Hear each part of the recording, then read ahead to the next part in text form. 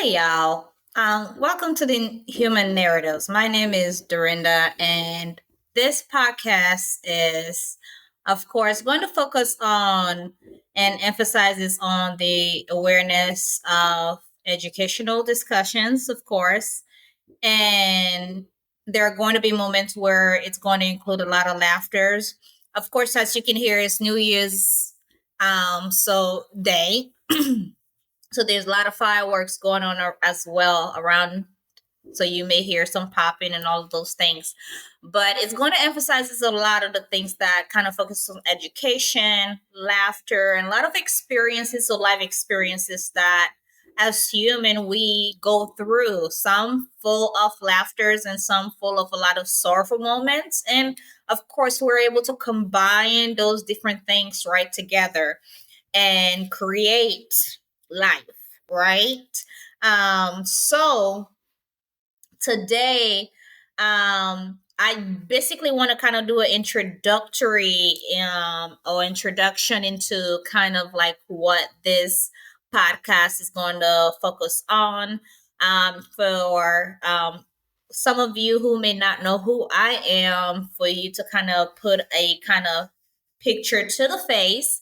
And I wanted to also kind of like, talk a little bit about a topic for me that has been coming up in a lot of my conversations. And the question I asked in these topics, or in this one topic actually, is should women go through similar scrutinies as men when it comes to dating? I also included marriage there, because I'm like, okay, I'm married.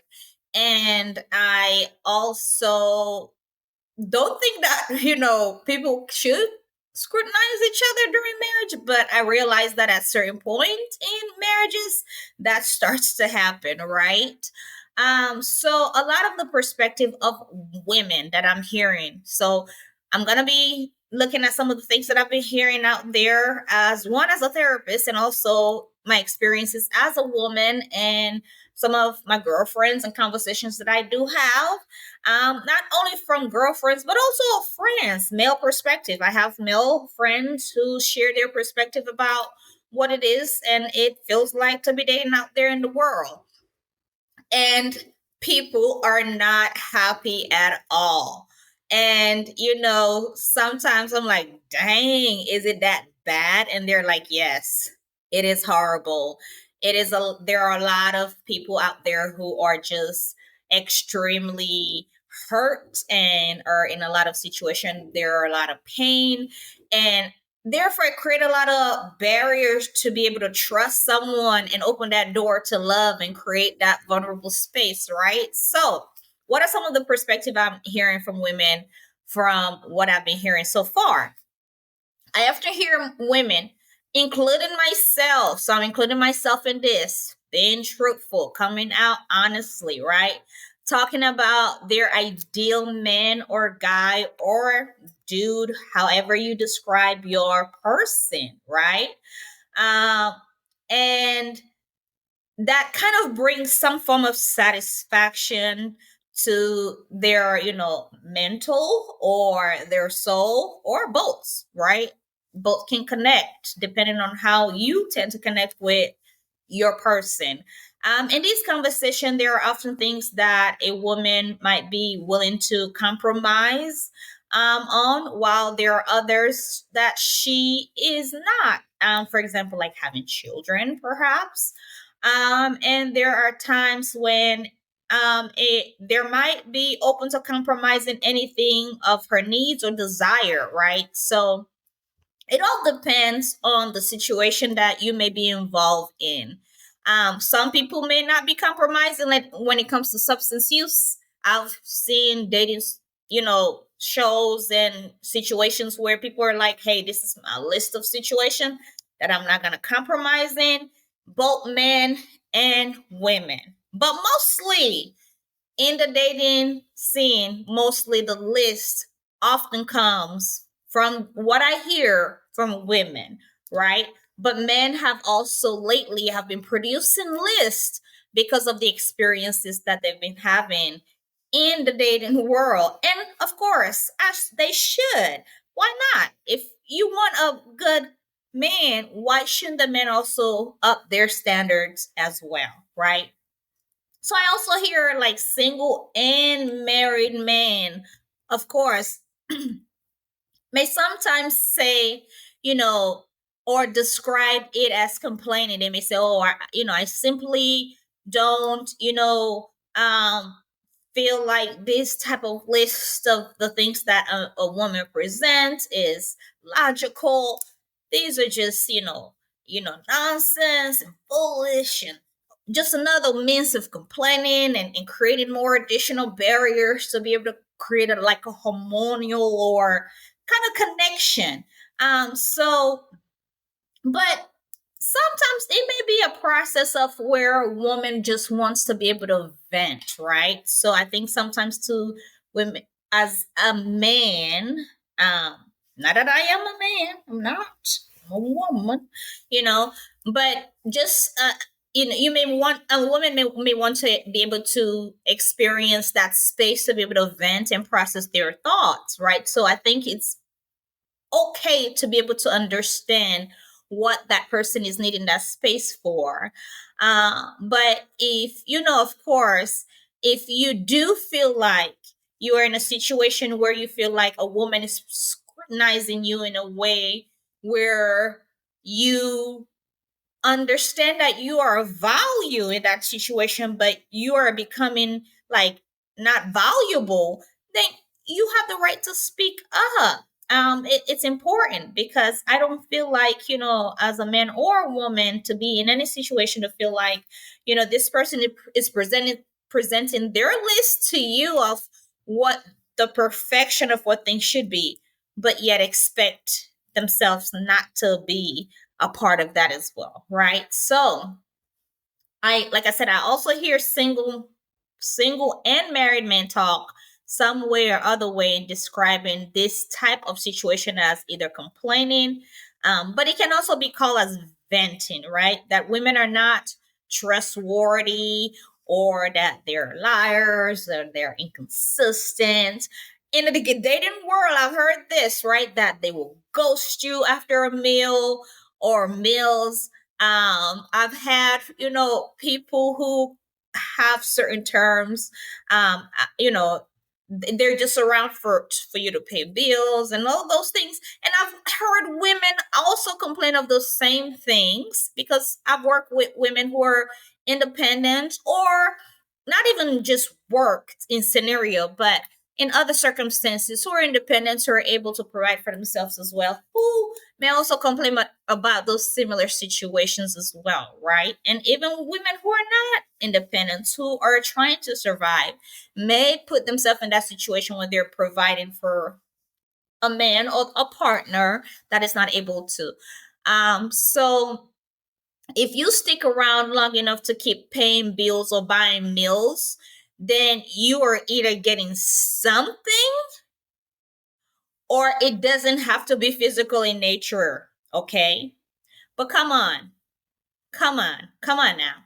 If you're sticking around paying bills and doing all of those things, and you're not getting nothing, like not a loving treatment, not kindness, not consistency, not love, not, I mean, it doesn't have to be sex, it doesn't have to be physical, but you're not getting something that relaxes your soul or spirit out of that relationship, then come on, bro. What are you looking for in that relationship? Oh, come on, women, right? So, um,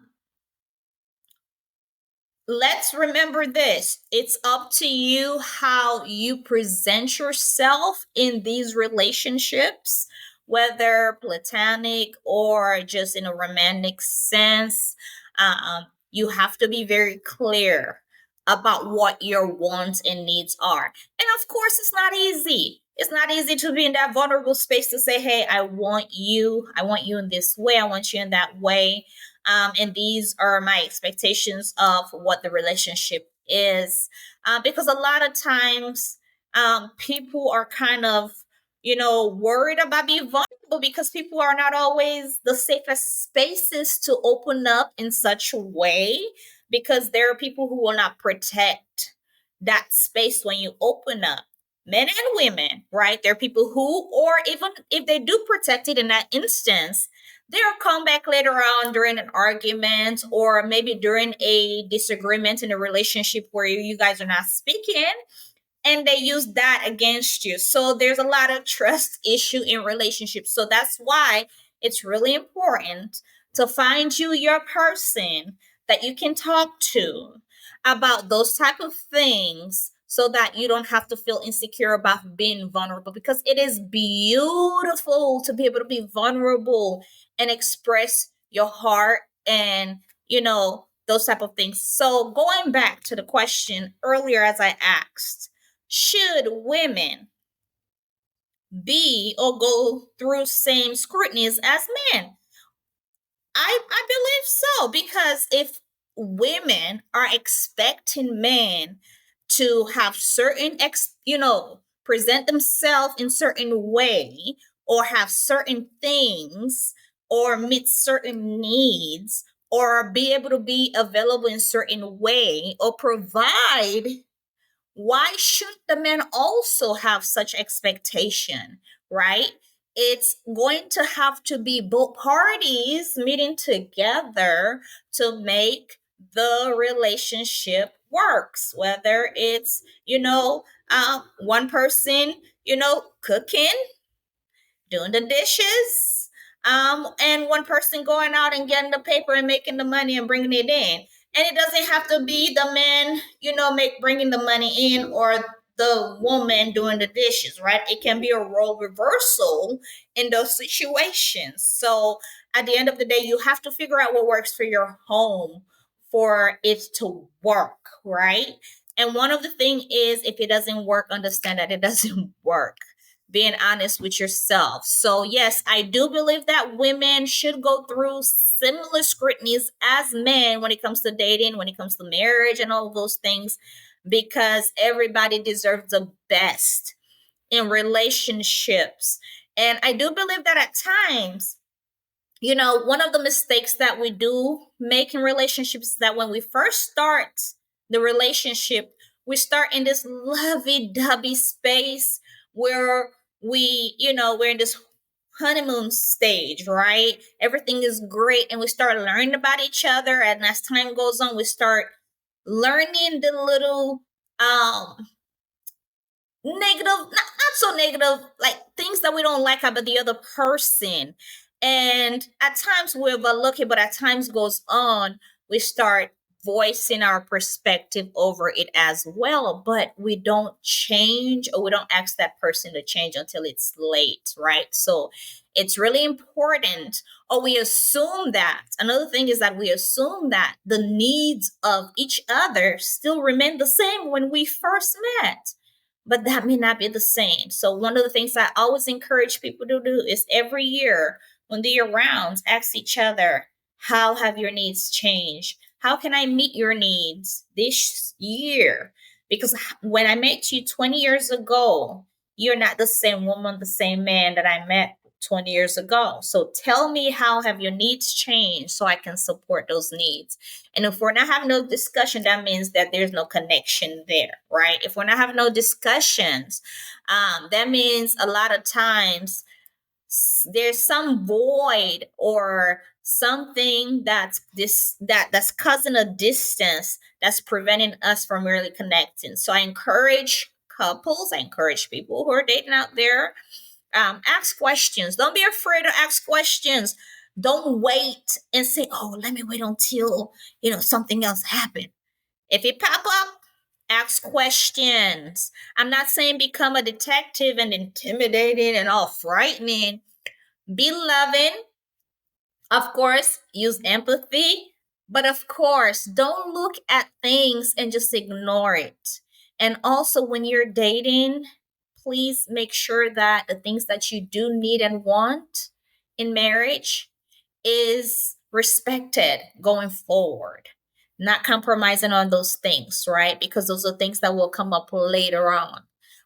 So ask questions, talks about heavy things that are heavy, even when those conversations are very heavy, because it can be heavy, but it provides so much comfortability around being able to move forward in a clean slate so that you don't have to always come and bounce back into what's going on, So, yes, women should go through similar scrutinies as men, of course, because each gender is value.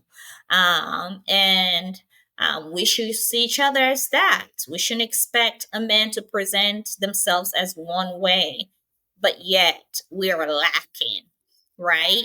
Um, no. Even if you go in the Bible and describe all of those things, even if you go in the Quran and describe all of those things, um, there are many things that it talks and involve those type of situations where it equally yoke. So just a little bit about that aspect to add that into it.